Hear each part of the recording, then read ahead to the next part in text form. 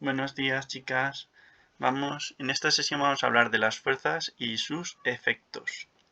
¿Vale? Dice, las fuerzas están siempre presentes a nuestro alrededor y nos resultan perceptibles debido a los efectos a que dan lugar. Estos efectos son precisamente los que nos permiten definirlas con mayor rigor desde el punto de vista de la física. Una fuerza es toda causa capaz de modificar el estado de reposo o movimiento de un sistema material o de producir deformaciones. Es decir, siempre que observemos que el movimiento cambia el movimiento de algo o que algo cambia su forma, se deforma, se rompe, es debido a que alguien o algo ha ejercido una fuerza. ¿De acuerdo? Bueno, a continuación dice, de acuerdo con esta definición, un sistema material no posee fuerzas. Es decir, no es algo que se pueda tener como un móvil, un bolígrafo, un portátil, ¿vale? No es algo que exista, no es una cosa, ¿vale? Es una cosa, no es algo que se puede coger.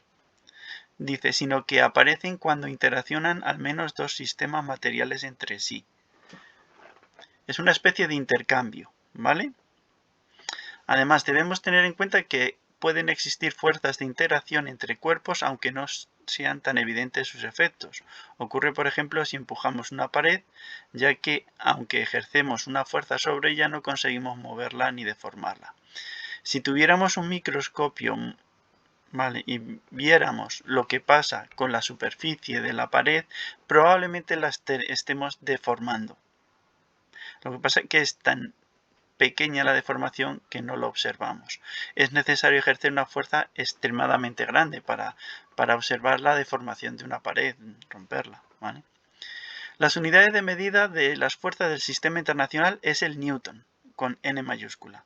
Otras unidades de medida de esta magnitud son la dina y el kilopondio, ¿vale?, cuyas equivalencias con el Newton son las siguientes. Un Newton son 100.000 dinas, es decir, 10 a la 5 dinas, y un kilopondio son 9,8 newton. Bueno, esto es bastante interesante porque cuando hablamos cuando hablamos del peso, por ejemplo, el peso es una fuerza, ¿de acuerdo?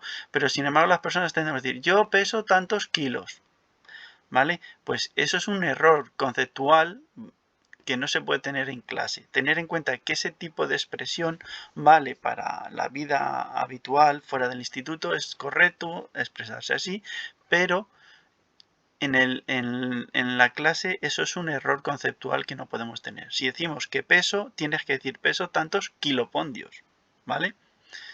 De ahí sale la unidad del kilopondio, ¿vale? Un kilopondio es la fuerza de un kilogramo, por así decir, que el peso de un kilogramo, por así decirlo, ¿no? Lo que pesa un kilogramo de algo en la Tierra, ¿vale? Bueno, aclarado esto, ¿cómo caracterizamos una fuerza? Pues una fuerza es una magnitud vectorial.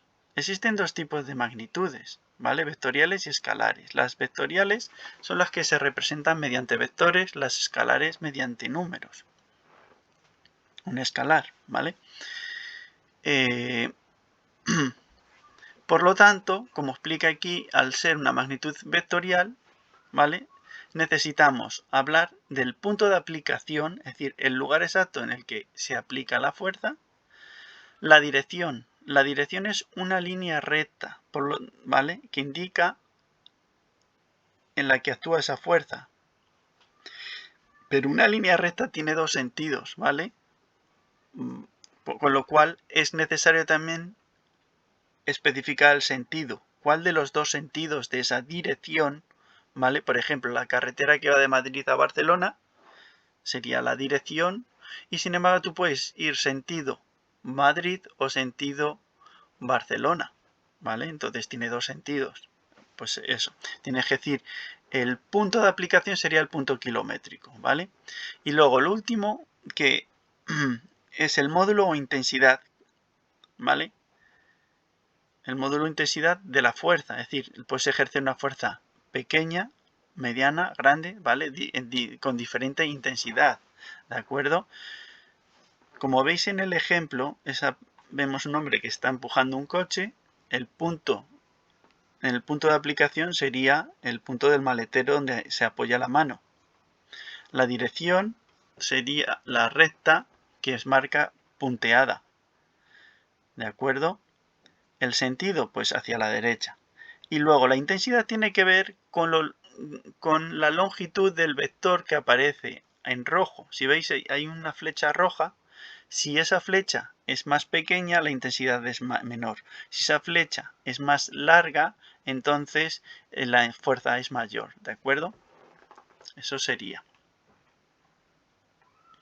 Clasificación de las fuerzas. Bueno, existen dos grandes grupos de fuerzas. Las que es necesario que exista un contacto, ¿vale? Se llaman fuerzas de contacto y el ejemplo que vamos a ver este año son las fuerzas de rozamiento. Siempre que hay dos superficies y una de ellas está en movimiento, ¿vale? En la zona de contacto entre las dos superficies aparecen fuerzas de rozamiento. Puede ser mayor o menor, pero siempre existe una fuerza de rozamiento. La fuerza de rozamiento es imprescindible para poder explicar el movimiento. Es decir, las personas cuando andamos o corremos, lo hacemos porque existe un rozamiento con el suelo. Si no existiera rozamiento, no nos moveríamos. Y luego existen las fuerzas a distancia, que estas son las más difíciles de entender. Pero bueno, quiero decir, si nosotros saltáramos, llegaría un momento en el que no estaríamos en contacto con la Tierra. Sin embargo, la Tierra sigue ejerciendo una fuerza tirando de nosotros, por lo que terminaríamos cayendo de nuevo al suelo. Si no existieran las fuerzas a distancia, no podríamos explicar por qué cuando saltamos volvemos a caer. No deberíamos volver a caer si no existe una fuerza a distancia, ¿vale? Entonces, la fuerza de la que acabo de hablar es la fuerza gravitatoria y luego existen otras dos más de las que hemos usado habitualmente en la vida, que son la eléctrica y la magnética, ¿vale? Bueno, la medida de fuerzas. Para medir una fuerza se utiliza un dinamómetro. Un dinamómetro sencillamente es un muelle, ¿vale? Es así, un muelle y una escala. ¿De acuerdo? Son como los que podéis ver en el dibujo, ahí en la pantalla. Esos son dos dinamómetros. Y ya está. Lo que se hace es que se sujeta, uno de los extremos se sujeta en un punto fijo y del otro se cuelga algún objeto. De manera que el peso de ese objeto sería la fuerza que ejercería, haría estirarse el muelle y marcaría algún punto de la escala, ¿de acuerdo? Esa escala estaría previamente graduada para que dé una medida correcta. Bueno, pues esto es todo lo que tenemos que saber en esta primera sesión de clase. Hasta luego, chicas.